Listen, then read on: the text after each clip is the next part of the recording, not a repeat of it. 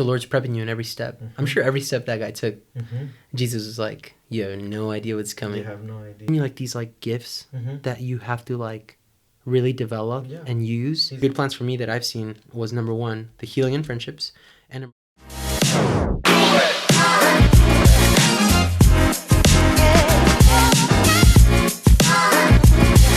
Welcome back to another episode of Conversations at the Table. Joining me today is my friend Adrian. Adrian. Hello, everyone. Thank you for joining me today. Of course, dude. I'm excited. Very excited to hear his John 9 story and hear what the Lord is doing in his life currently. For sure. Adrian. Yeah. We'll get right into it, man. Let's go for it.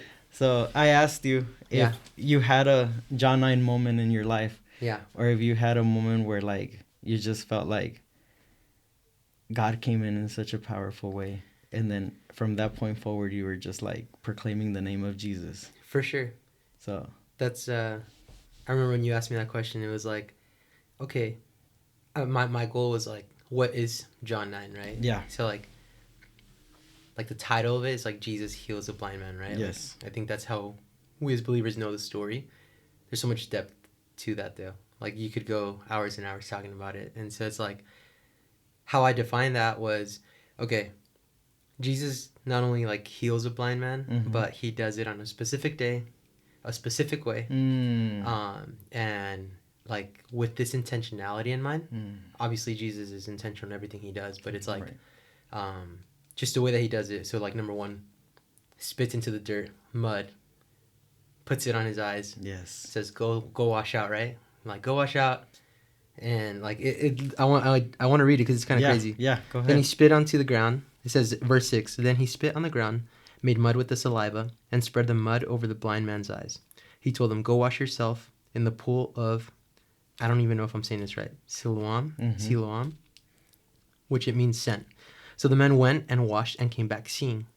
And then it goes into like that whole storyline of like, people started asking like, is this the beggar? You know, like, is this the same like guy? they didn't recognize it. Or like, they didn't like, yeah. But the beggar kept saying, yes, I am that same one. They asked, who healed you? What happened? And he told them, the man they called Jesus made mud and spread it over my eyes and told me, you know, go wash off or go wash yourself. So I went and washed and now I can see. Where is he now? And they go through this whole thing and it's like verses and verses that you could kind of like read through and like, there's so many things that you could kind of like pick at, right? It's like one, like he heals them on the Sabbath, which is like that was a big deal. Not to Jesus. Yeah, like, no. but to them, right? Yes, to so the religious leaders, to the Pharisees. Yeah, they're like, how can you call yourself like a, you know, whatever? It's like, right. And he does it then, but you know, I think just the intentionality is what I was trying to get at. Like he's so specific about the way he does things, and then at the end, like obviously he gets a chance to speak about spiritual blindness. That's what Jesus does, but he like intentionally seeks him. He finds him. Right? That's crazy. That is crazy. It's very intentional, like you said. Like it, yeah. So it says. It says here, when Jesus heard what had happened, he found the man and asked, "Do you believe in the Son of Man?" And the man answered, "Who is he, sir? I want to believe in him."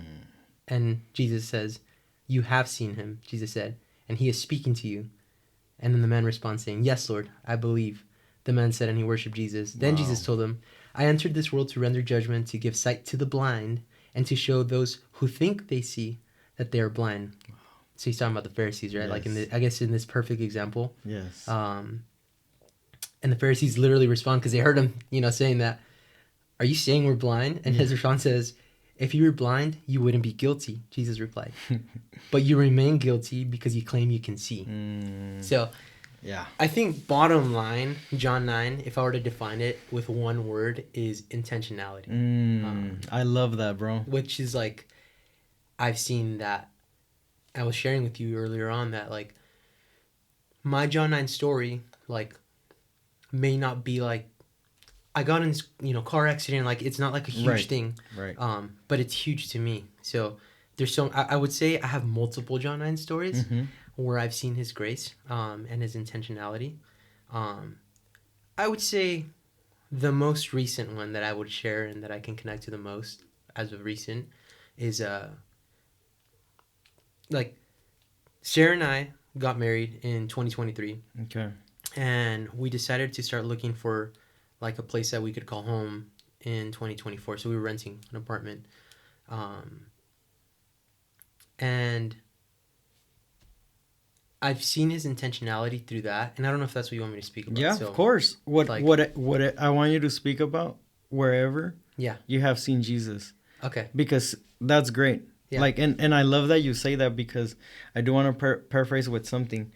I do believe that we all have multiple okay, John cool. 9 moments. So I love that you said that. Yeah, Yes. and I really do Yeah. believe that. Like, Yeah. I think like throughout your life, you're always going to experience like a new, fresh, and I that's the beauty of it. Like, right.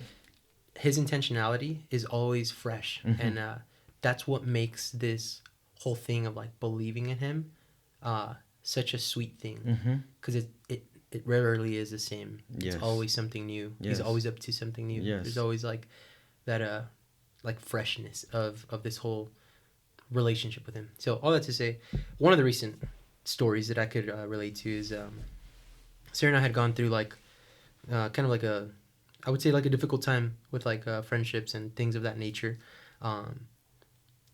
And Jesus like really has shown us his grace and his love by number one, I would say working in our hearts, Okay. like through and through.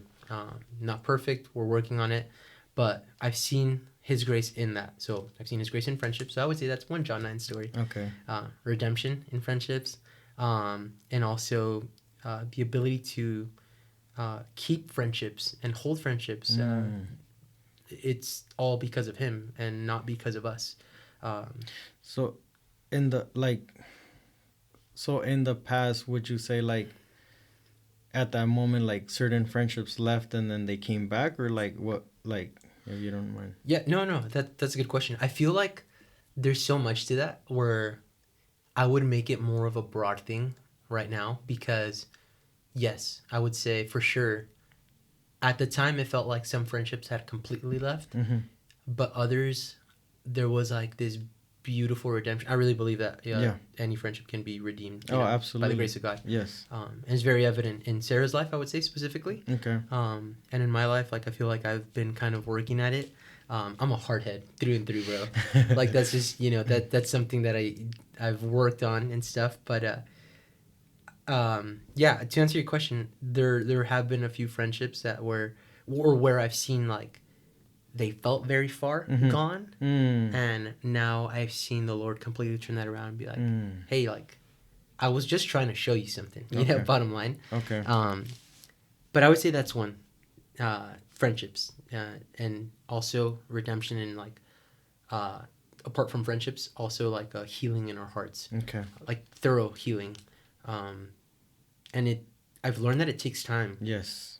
Like maybe it's not as evident and as like quick as the blind man being healed and now he sees, right? It's like, but you got to think about it. Like, I don't know how old he was. I didn't Right. look into that, but I'm sure he waited years and years and years, before. Like, if you read the story, it goes into his parents Yes. having to come out and say, He's old yeah, enough. yeah, he's old enough, but he was blind Yeah. since he was born. Yeah. And so it's like, okay, that tells you that even though Jesus is intentional, his timing is perfect, not ours, right? But Right. also it's like it may take time. So Right. all that to say, I've seen that take some time, and I'm okay with it. It's helped me become a better person Okay. through and through. I've learned to trust him more and more. And bottom line, it's like I've seen how imperfect I am and how perfect he is, and how beautiful like his plans are for me. There's that new song that we've been singing often. It's called Good Plans, I believe. It's like a mix of like the doxology and a new song. Jeremiah 29:11, right? Like there's so much more than just Jeremiah 29:11, but bottom line, he does have good plans for you. Yes, he does. And so like just like he had good plans for this blind man, Mm-hmm. and clearly he showed him like, Oh yeah. yeah, my good plans for you is for you to see, bro. Well, the good plans for me that I've seen was number one, the healing in friendships, and number two, as we were starting to look for a home, my prayer was, God, give us a home that number one is affordable, that we can actually like financially meet. And I don't want to be struggling month to month. I don't ever want to be in that situation. But I also had never gone through it. I mean, my parents came from Mexico. They owned in Mexico, sold that property or the house. We came to the United States, and like we've always rented. And so like I've never known the process it takes to like own a home, right? So I had to learn all that with my wife. And just kind of jumping into it was like really difficult. You guys were like having hurdles like through the process? Yeah, I would say like more so just being so new to that. Like even though other people had like maybe bought, like we didn't really know the process ourselves. And so obviously you have your realtor and all that stuff. Right. It's really cool that you have all these people in the middle that kind of help you. Right. But you're just going into you are taking a leap of faith. Like you really are. You are, yeah. And buying a home. And so like that was a huge leap of faith for us. Like, all right, Lord, we're gonna put X offer down, trusting that like this is what you want for us, right?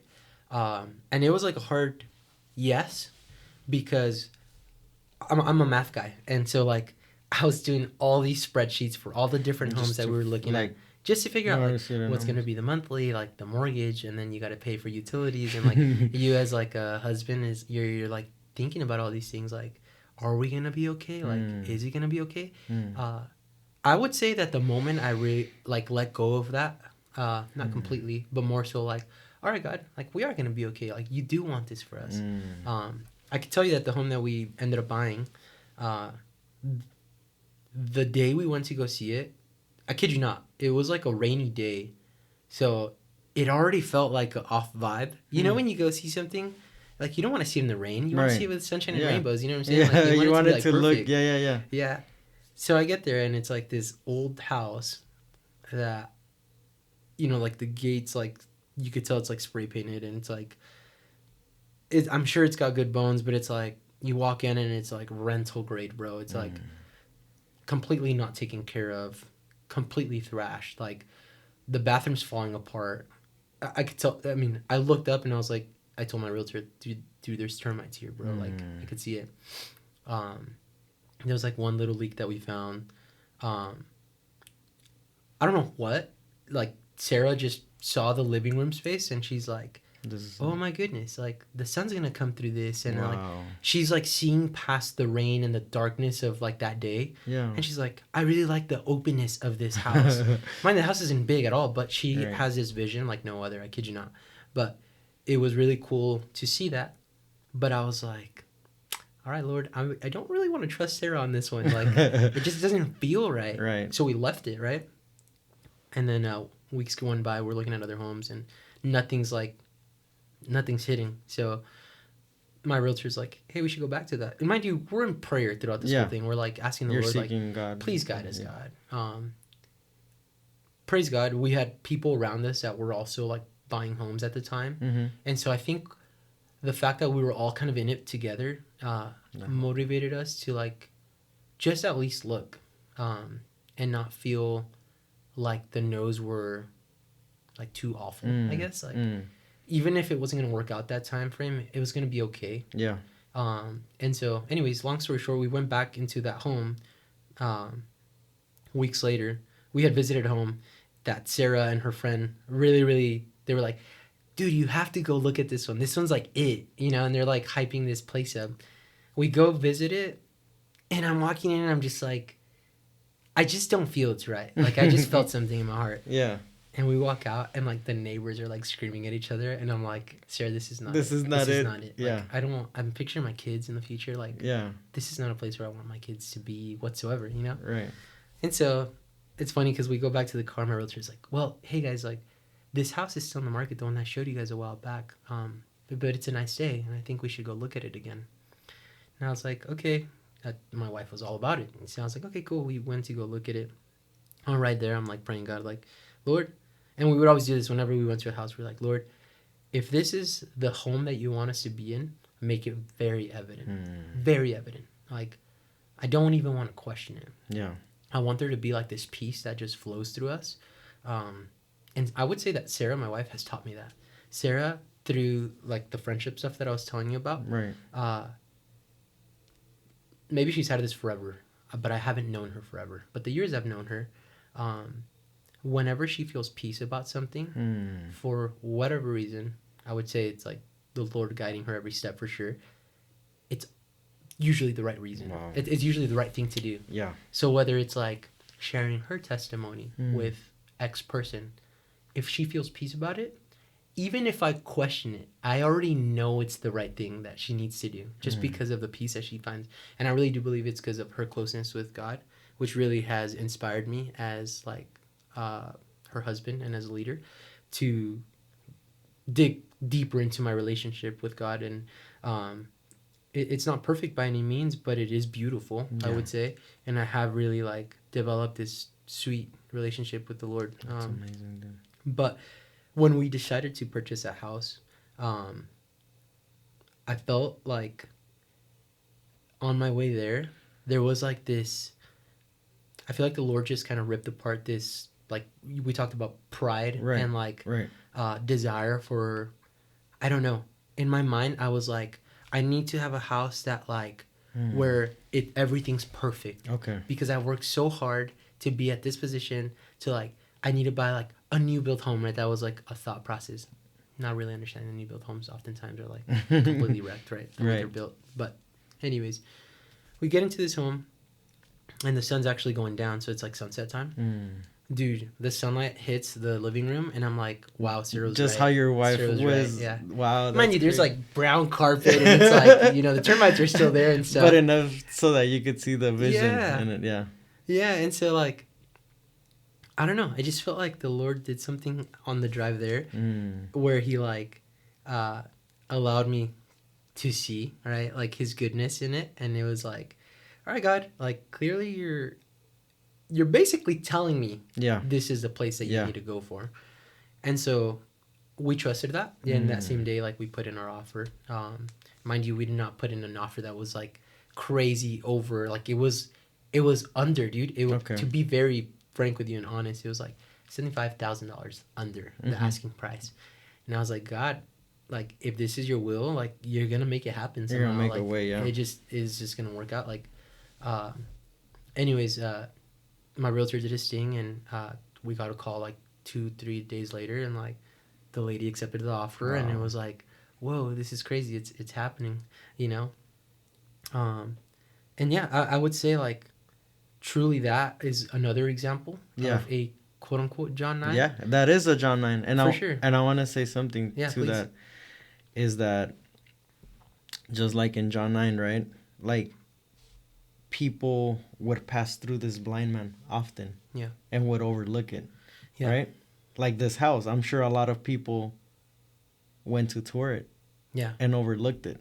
Yeah. But they didn't see what it could become. And you were telling me. Yeah. Like what you guys are doing to it. Uh-huh. And so that is a John 9 moment. When you trust God. See, like the blind man had to do something. He had to go and wash. You had to go through a process of waiting. And you had to go put in an offer. And like, you know, just trust that God would be in that process. And now there's a redemption story to that house. Because you were sharing that you are doing things to it and you're making it your home and it's a place for friends to come. And through that, you're able to see God. Yeah. So that's beautiful. That's true. And thanks for bringing that up because like what I had told you before, I think, well, I know when we were in the process of even like thinking about a home, Sarah and I's desire was to create a space where, like obviously number one, that his spirit just dwells. Right? Yes. So we wanted it to be like, obviously a beautiful space that we got to design or whatever the case is. Sarah loves interior design and she loves kind of doing her thing. Make it your own. Yeah, and make it our own. But like more than anything, we wanted it to be a space that felt like home for others, not just for us. We didn't want it to be like this blank space that like no one could sit in, that no one could dirty. Like, you know, we wanted it to be like a spot where people could come and like genuinely feel like the presence of God. That's not awesome. Because just of us, because it's not because of us. It's because we like entrusted the Lord and said, Lord, let this be like your dwelling place, right? Just like I want me to be, you know, his dwelling place. Absolutely. But at the same time, it's like I wanted my home to be like full of his presence. Like that's just it. And I really do believe that when people come over to our house, they're able to just experience like a familiar thing where it's like they can go to sleep. Like I've had so many people tell me like, It's dude, your couch peaceful. is so comfortable, I can knock out right now. And like that's such a compliment. Like Yeah. I'm so grateful that my friends can come over and like enjoy a meal with us. Yeah. Bottom line, that I have a home that I can share with people. Yeah. You know? Yeah.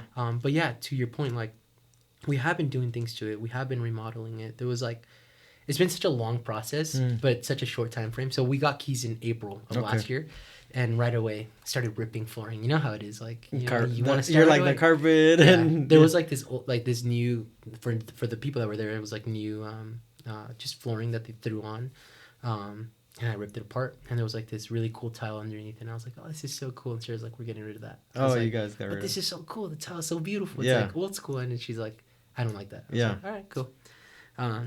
So obviously, number one, we knew we were gonna need floors. So it was a whole process of selecting and new walls, like paint and all that stuff, and getting rid of the popcorn ceiling and all that, old stuff essentially. Dude, that's so, yeah. Yeah. But the first thing before we even did any work was, tent it up, basically kill the termites, right? Because you can't start building on a foundation that's like completely wrecked, right? You have to like basically start from the studs, Right. Reframe, restructure. So it's like, I mean, you could start talking about how like it's very similar to our life, like Yeah, that's what I was just thinking. yeah, like I mean, think about it, like yeah, it's like we come to the Lord so broken and like basically full of termites, full of like junk in our life, right? That we can't just jump into like a new person. We do become new people in Him for sure, right.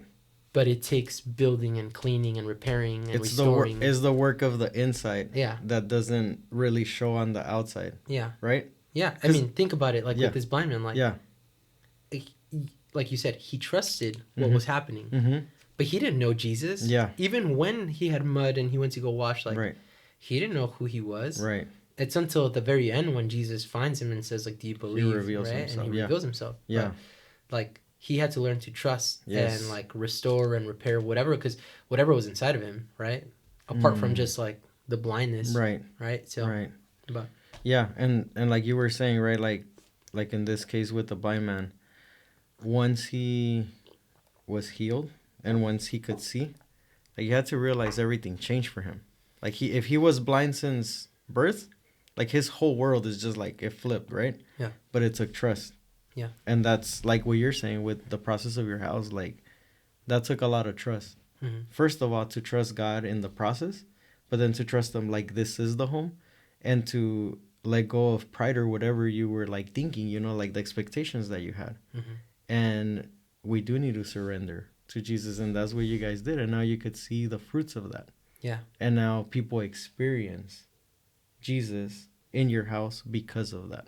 Yeah. So that's amazing, dude. Like that's only gonna get better, as the years go on and as people come and visit and you raise your kids there and everything. So that's beautiful. That's true. I mean, like That's beautiful. when I'm looking at that house, I'm like, one of the examples is like the main restroom. Dude, it was like those tubs that they like place with like the walls that are already kind of built in. Yeah. But that thing was like peeling and like falling apart, right? Water leaking into like the frame and stuff like that. Just bad overall. That's where like I saw the termites on the window and stuff like that. Anyways, dude, to where it's at now with like we chose this like really cool tile, and like Sarah had this vision of like, hey, I want like a niche that goes from like one end to the very other end. And like, dude, it's this huge niche. And she just had like all this vision, and like it's become a reality. But seeing the transformation of that, I'm like, that's God, awesome. Like, dang. Yeah. Like, this isn't us. Like, we trusted that this was a place, and like you've come through, like for sure. But yeah, dude, all to say, like, glory to God, obviously, in that. But I'm really grateful that we, as a couple, and like we just trusted the Lord. Yeah. I feel like Sarah trusted the Lord more than I did. I was gonna say that we talked about this blind man story as redemption, I guess. I would see it in that way. But it's a story of trust, dude. Yeah. And that's the story of walking with Jesus. Like, we truly do have to trust him in that way. And just the process of this, you have to think when Jesus told him, like, go and wash. What do you think he was thinking as he was walking there? The guy. Yeah, the guy, the blind man. Well, no longer blind, I guess, right? Go wash. No, Well, go when wash. when he's in the process, he's still 'cause blind. He's still blind. But he's walking. Yeah. So there's obviously things that we go through, transformation. For sure. And so that's my question to you, like in this process of trusting and in this process of waiting and in this process of making the vision become a reality, like what has changed, like in your guys' heart? Like, oh, that's good. That's a good question. I said it earlier on. I am hard-headed, but I've learned to be so much more softer when it comes to decisions for the house. I think I wanted to have control over every little thing. Even with Sarah, she I think she's shown me that we can't have control over everything. And I would say the Lord definitely has shown both of us. And that goes back to the whole friendship thing. I thought I could have control over everything and anything. And I've learned that even with this house, for example, you don't have control over everything. Sometimes you just have to trust your gut, and in that you're trusting the Lord. Not saying that your gut equals the Lord. I'm saying you have to trust the Lord in your decisions. Yes. And sometimes I think I would overcomplicate it, where it'd be the most minimal thing, but because I have this, I'm so specific OCD vibe of the tile. Is it gonna be vertical? Is it gonna be horizontal? Things of that nature, where it would dude, I couldn't even sleep at night sometimes. I'm I gotta make this decision, and I need to make it so fast, and who's gonna do my flooring? Can I do it? What can I do? What can't I do? And it was this whole thing of all right, Adrian, just trust that you're already putting the work now, so it's gonna happen, right? But you gotta make the decisions. And so I would say my heart has softened in the area of making decisions. Okay. I guess another example of that would be my career. I went from working for this national general contractor to now working for a smaller general contractor. But making that decision to leave that company was one of the hardest things I've done. So I don't want to go into a new story, but truly, it's in that same realm. I think it's in the same realm, because it's something that, see, the story of this blind man, like you said, is so deep, dude, in so many levels, right? But what I'm getting to in the angle is that when this man went through this process of being blind and then seeing, something also had to happen in his heart. So that's what I'm getting to, that yes, you've gone through this process of the house, you've been able to see God, this process of your job, but see, God is doing something in your heart. Yeah. Which is the true thing. That's what Jesus says at the end. It's the sight that you gain in the spirit. Yeah. Not so much the sight that he gained in the physical, which he did. Which was amazing. Yeah, which was amazing. Right. Yeah. Complete healing, though. Complete healing, yes, all throughout. Inward and outward, yeah. Physical and spiritual. That's good. And so that's what I'm saying. For you, you would almost think this is a separate story, your job, but it's all in the same, because God is orchestrating something in your heart. Yeah. So I think it's part of it. Yeah, you're right. Yeah. 100%, I'm with you on that. I think he worked in my heart from clearly all the stories, whether it was through the friendship situation to now the house buying and purchasing and doing all the work and making all the decisions with my wife, and then my career, which is huge, right? Because it's I can't really pay for a house if you don't have a job that's able to pay for it, right? And so I had been at this job for 5+ years, kind of a big deal, right after college. That's your career, that's what you're doing, right? And I had this feeling in July of last year that my time at that company was done.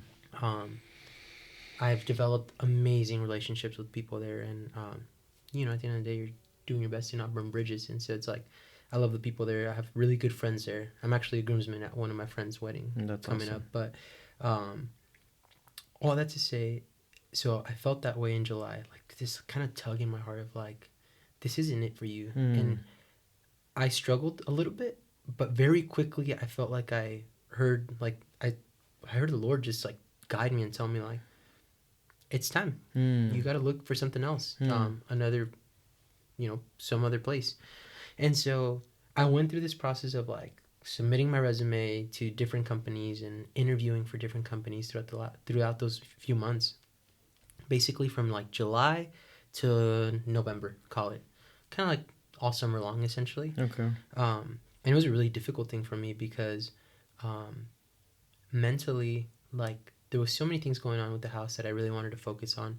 But at the same time, like, I knew I really wanted to, like, be somewhere where I would be, like, challenged and, I guess, like, develop my career.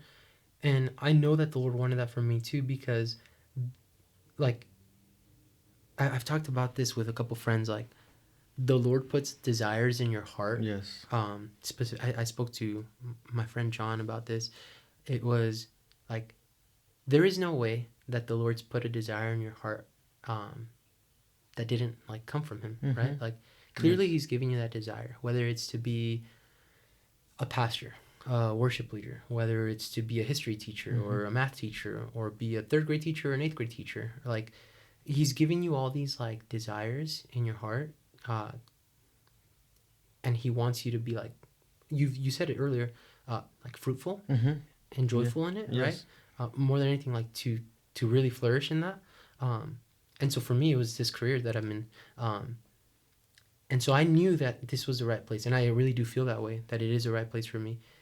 But trusting him in making this decision, I would say, was easier because of the things that we had already gone through. Okay. Like, this felt very much more clear. Okay. Like, Adrian, it's time for you to step away from that company and go into something new. Okay. That was clear. Yeah. I was like, all right, Lord, I don't think I need to ask you to, like, for your voice, like, you're clearly telling me this.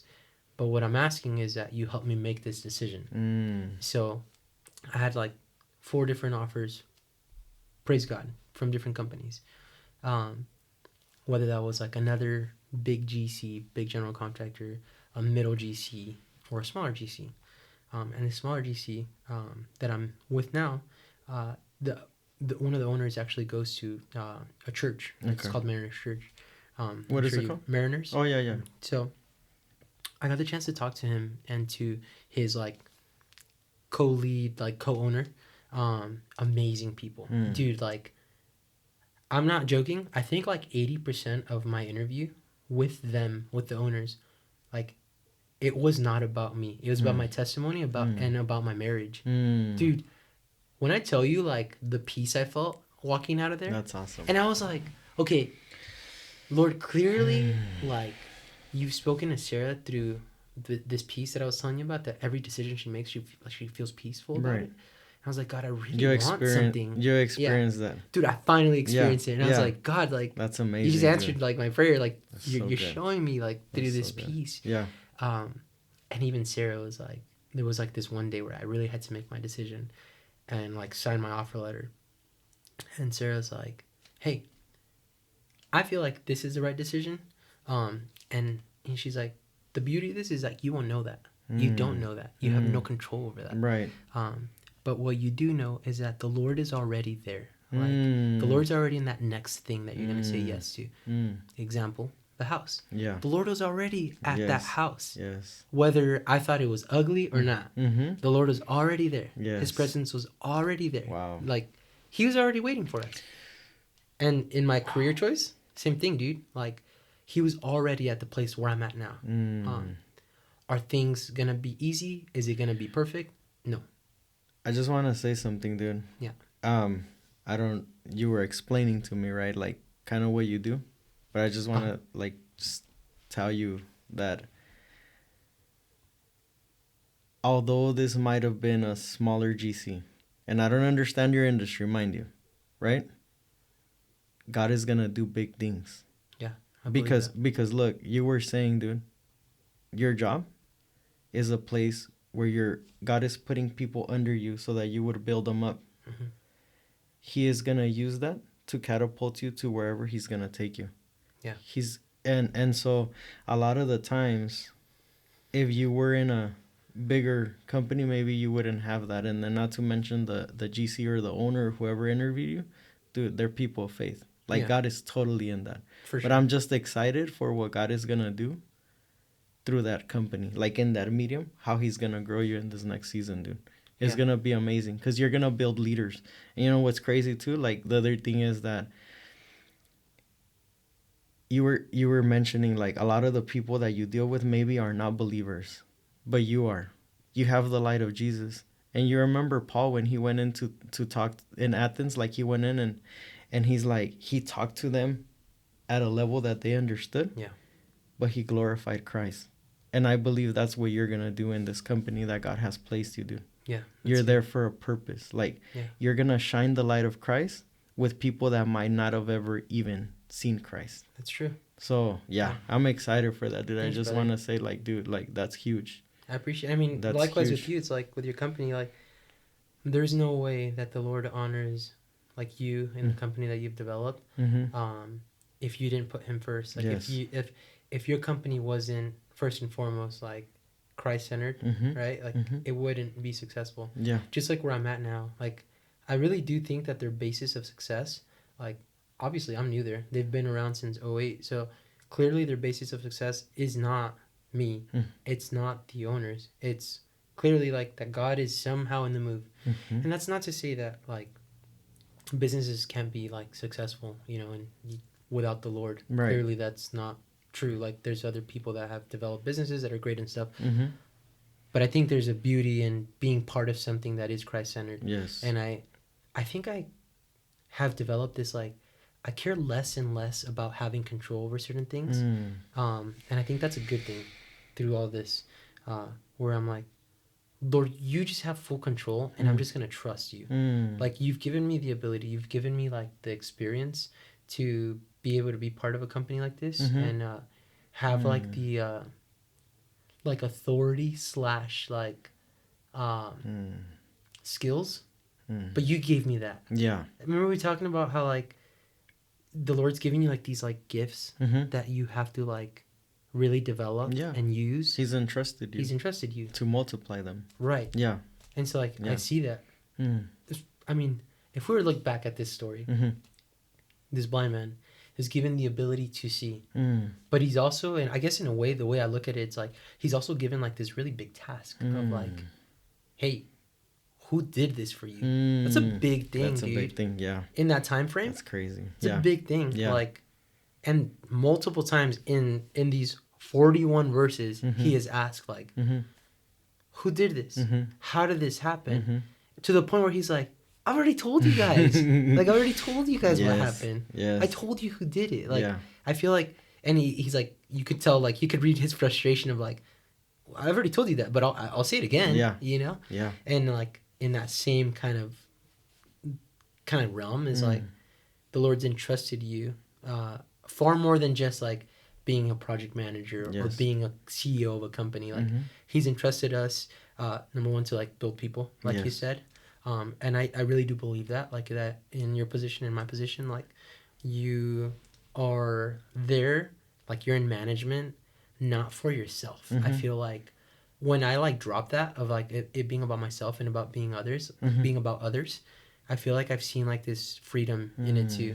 And like I have more fun in it because I'm like, oh yeah, I'm down to teach you like a younger guy or older guy. And it doesn't matter. Like it's like, yeah, I'll teach you about like what I know. Right. The cool part about like the worlds that we're in, construction or like landscape, like you're gonna learn something new in every single project. Yeah. But it's like how you take those new skills, those new I don't know, lessons learned, that for the next project you execute. Yeah.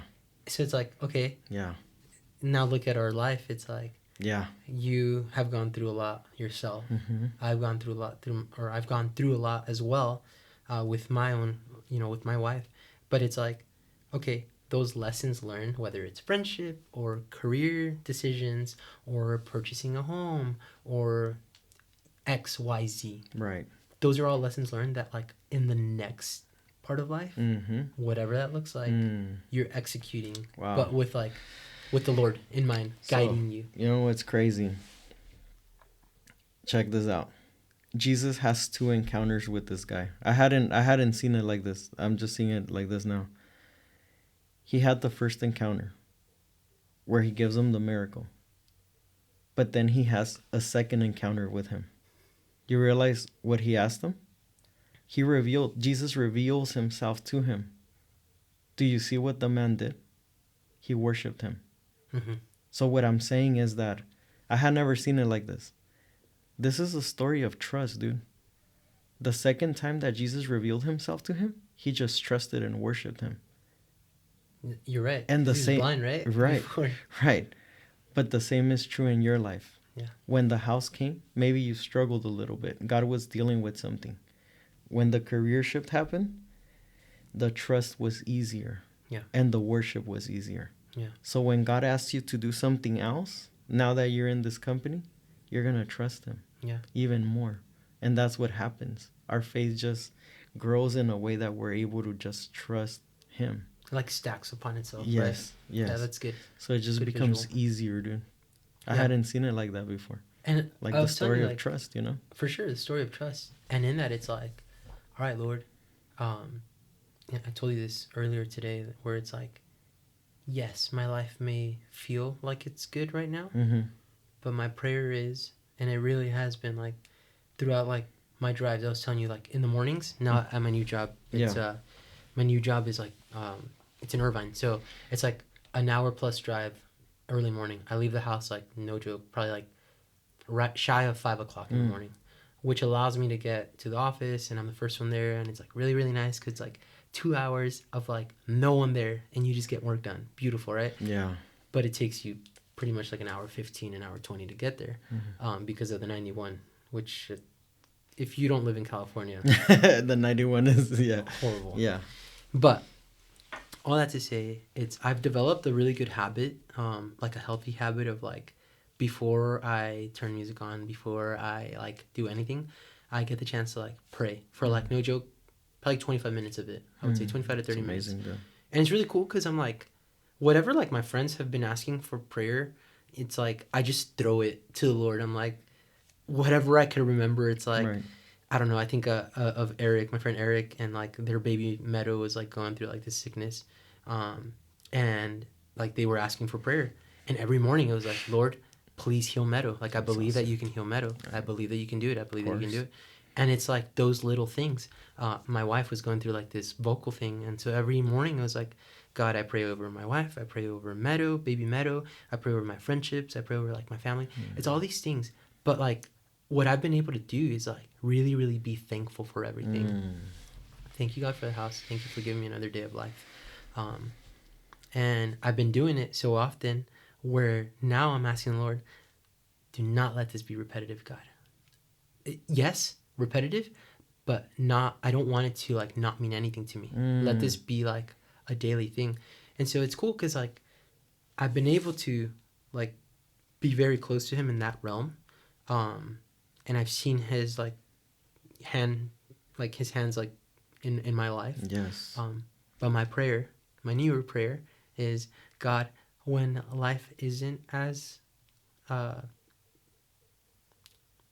great, may I still worship you. May I still be able to say, yes, I believe in you, and never ever like go away from that. I know there's going to be times in my life and my wife's life and Sarah's life where things go south or a loss, whatever the case is. I really hope that I could still say, yes, I believe in you, and yes, I worship you, and I don't want anything else but you. You know, I really do want that. And my prayer is that like we all get to experience that. Like, yes. You're not just like, we're reading the book of Job, right? Who loses everything. If you know Job, if you know the story of Job, it's like he loses everything. Yet what? He glorifies him. He glorifies the Lord in it, you know? So that's my new prayer. I love that prayer. And I think you will do that. Because you're planting those seeds, bro. Yeah. Like I was telling you, those seeds don't get planted in the moments when life gets tough. Like once life is tough, Jesus is always there. His grace covers us. We could run to him.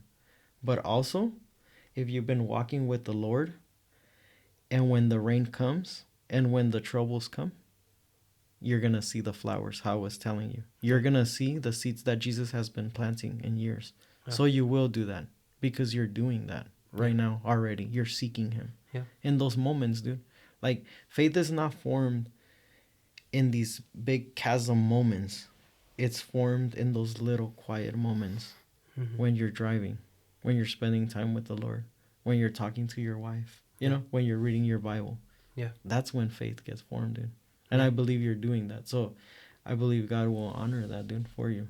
Yeah. And honestly, like, I strive, and I told you this too, I strive to be better and a better husband every day. And I'm not perfect at it, but I have so many good examples, and I'm so grateful to God that I have people like you and other friends that, like, I could look to and say, like, God, you put these people in my life for a reason. Like, no one's perfect. I understand that. We're all sinners.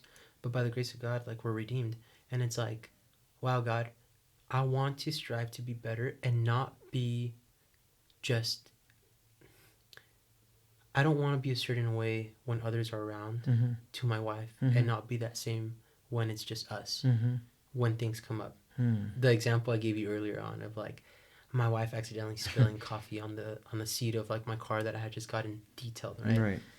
I paid whatever money to get this car detailed, wash the seats, and then she accidentally, like, the straw just falls over and hits the seat, and, you know, she laughs and in nervousness because she's like, dang it, I just dropped it. And she messed up. And she messed up, and I'm, like, frustrated. And it's like, and I told you I'm hard-headed. So everyone knows that already. I'm hard-headed. But I'm working on that.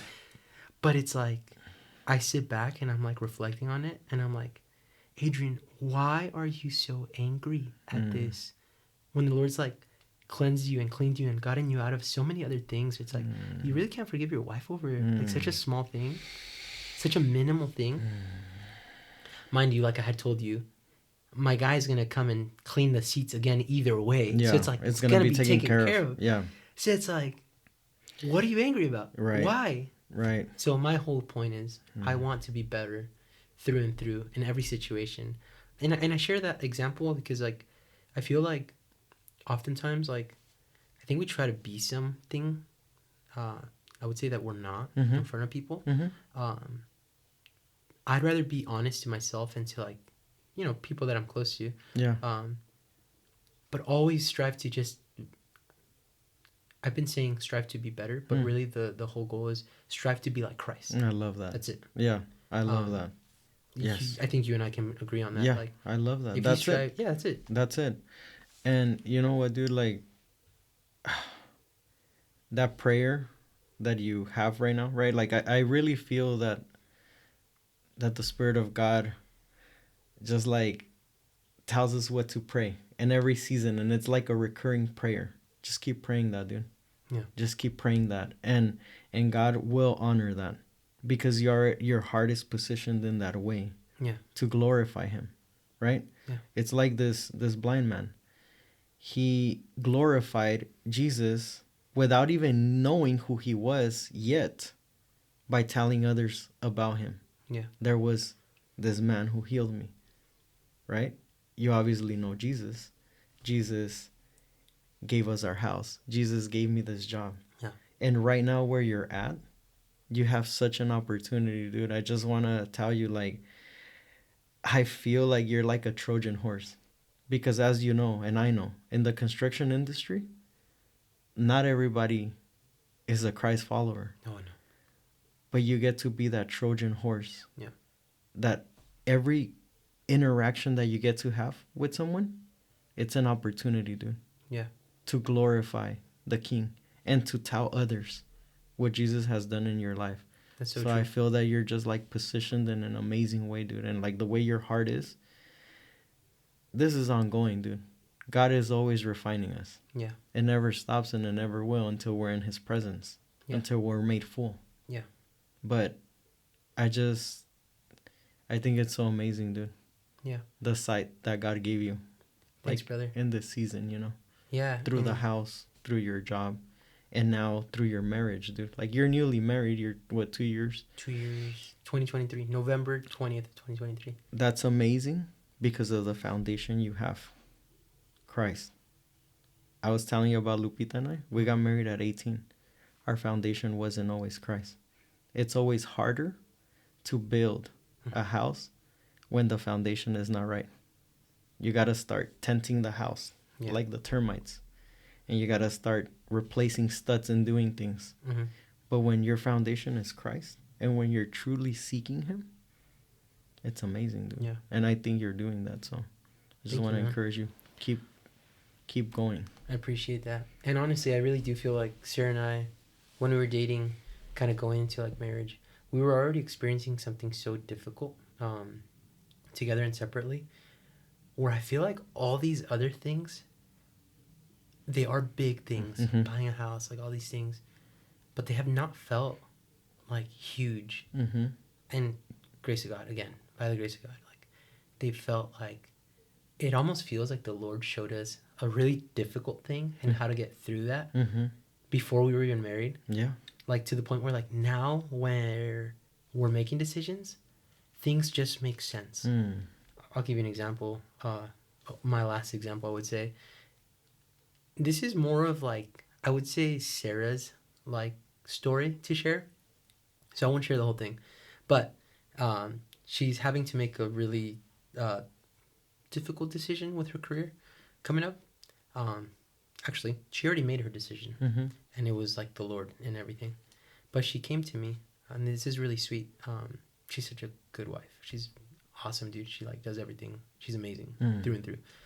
But she comes to me with this like heavy desire in her heart to make this career choice, this decision for her next thing. And it's a big deal because she's gonna stop doing something and start doing something new. And when she told me, my response, it was so quick, where she was like, really? But honestly, I felt immediate peace. So like you were saying, kind of, that pattern. Yeah. It's a pattern, right? Remember the stacking? Exactly. Right. No, truly. Yeah. And thank you for pointing that out, because I really do see that now. Yeah.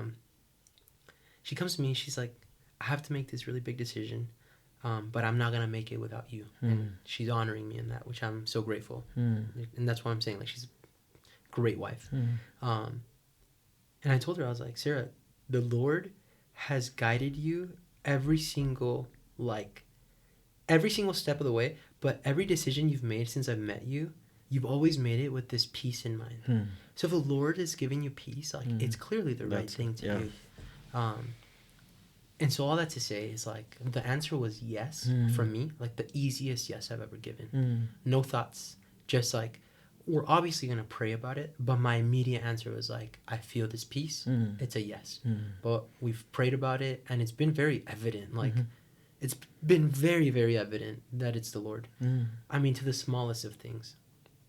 Like I said, it's Sarah's story, so I'd prefer that she shares it. But such a beautiful thing to be able to see that come to fruition, where it's like, wow, we have been obedient. And that's the big thing. Like, it's walking in obedience, right? That helps you make these decisions and helps you see this like clear and feel the peace. My other friend John always says this: prayer covers you, right? There's like this cloud that always covers you, and it was like the perfect visual for me for a long time when I was dealing with other things. And he told me that from the beginning: prayer covers you. I'm gonna pray for you. You're covered, and I really believe that. It's like this cloud that just. You could see that as like a shield, you know. Shield, yeah. He always said cloud, but yeah, it's exactly it. It's a shield. And so, anyways, all that to say is like, we prayed about it, and it was the easiest yes. She's going into this like so confidently, where I know that like the Lord's already there. Like, that's what she told me about my career is like, I could see that right back at you. Like, the Lord's already there. It's so evident. Yeah. That's good. She got to share that decision with her friends yesterday, and everyone's like so like happy for her. That's awesome. There's so much that she'll be able to do for the Lord too, which is the best thing ever. Awesome, you know. Dude. But it's cool that I get to share that with her, you know, as her husband, and see that both of our faith, like separately, like individually, has grown so much. There's like this tenderness towards the Lord, where I like trust. Yes, you can trust Him in everything, But dude, like, when you make these decisions, it's so, there's something so sweet about it, even if it's not like what you want to do. Mm-hmm. Like me Mhm. leaving what I left, that job, Yeah. dude, it was leaving security in the Mhm. future. Like, Yes. retirement, like, big deal, right? They were like this national general contractor who course. promised you all these things. Especially Yeah, as a provider, yeah, you lean towards that. for sure. So, Safety, like yeah, a safety of net, course, right? of course. Yeah. But the cool part about being with the Lord, it's like you always have this safety net. Mhm. You're not. The way I look at it is like, dude, if my parents were able to jump ship from Mexico City to the United States and like provide for us, Yeah.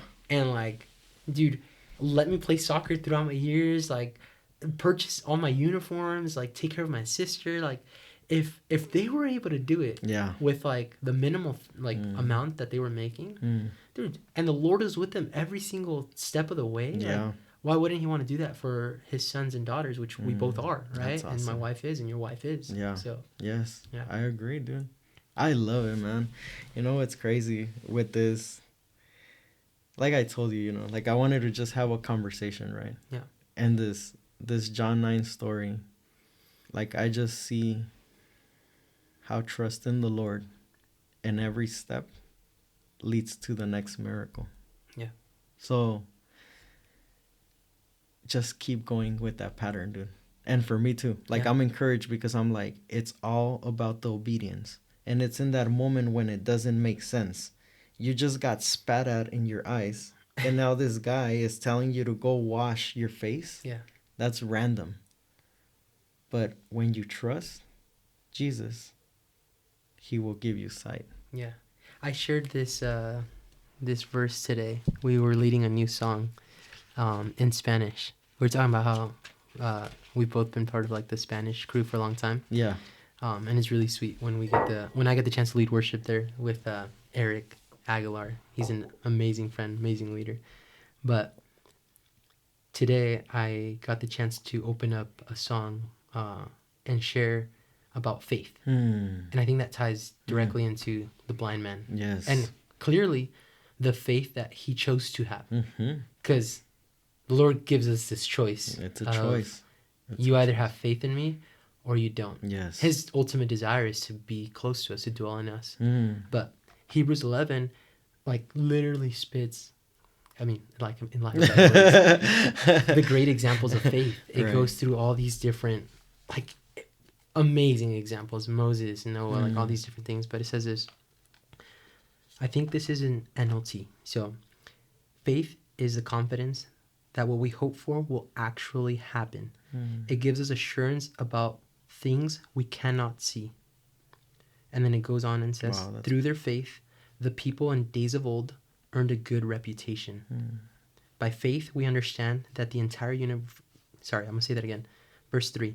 By faith, we understand that the entire universe was formed at God's command, that what we now see did not come from anything that can be seen. So faith in the unseen, right? Wow. Faith in the invisible. Wow. Faith, understanding that, like, faith is like the bottom line in this whole relationship with God. But verse 6 is what really stuck out to me. And it is impossible to please God without faith. Anyone who wants to come to him must believe that God exists and that he rewards those who sincerely seek him. Now we look back at the blind man. I mean, Yes. you answer it, Yes. please. Yes. How does this relate to it? It's every dude. They like scripture is so crazy, dude. The way it's just Intentionality, right? intertwined, It's right? Like he's just the intentional. connection. I had never made that connection, dude. It's like, That's and mind you, he's not like the Yeah. blind man is not a hero of faith. no, yeah, But he's a perfect example of what we Yes. need to have, yes, right? Because in Yes. the beginning, like, the disciples are like, "Hey, Jesus, this guy, why was he? what sin did he Mhm, have?" And it's mhm. like, dude, it's not that. It's not. Like, it's that you're thinking about it wrong. Yeah. So let me show you my power. Mhm. And I could be wrong, but I believe that was one of the first times he shows his disciples, like, right? Am Yeah. I tracking this right? Yeah. So going to that, how crazy is it that in the situations where we think like, I don't know if God could be here, right? Yeah. If we just put him in the center of our life, Mm-hmm. he just magnifies himself, Mm-hmm. and it's for his glory and however he wants. That's it. But Yeah. we need to trust him. Yeah. Because without trust and without faith, Mm-hmm. you won't be able to see what he could do That's true. through any situation. Yeah. And Yeah. it's super simple. I mean, it's impossible Mm-hmm. to please God without faith. I love that, dude. Anyone I love who, the connection. Yeah, it says anyone who wants to come to him must believe that God exists and that he rewards those who sincerely seek him. And clearly, evidently true. And your life and my life, like, he rewards those that believe in him. Yes. Faith in the unseen. Yeah. I mean, that is bottom line, our relationship with Christ. That's right. I love this, dude. I love this conversation. And I love the way that that this conversation kind of like made a full circle. Yeah. And I would just say, dude, like, I'm encouraged to obviously keep seeking Jesus. Yeah. But also to trust him. Yeah. Even though it doesn't make sense. I'll go back to the mud. It didn't make sense to get spat at and go wash your face. Yeah. But it's through that, with faith, that we'll see him. And your John 9 story, dude, I would just say it's a story of trust and faith. Yeah. I love it. That's a good recap. I like it. that. I love it, dude. Solid, dude. It's amazing. Yeah. Dude, Praise Adrian, God, honestly. thank you, man. This was amazing. Yeah, bro. I It hope was you awesome. enjoyed it. I did a lot, dude. Like, I was already talking to you earlier on, but man, dude, like, it's crazy that I shared this today, and it was clearly in my heart to share this, like when we were leading that new song. Dude, how many examples do we have in the not only in the Bible, but specifically in the Bible, Right. that we can see, like, dude, Moses. Do you think Moses trusted the Lord? And it's very clear he didn't. Like, more often than not, he didn't want to do what Right. he was asked to do. Right.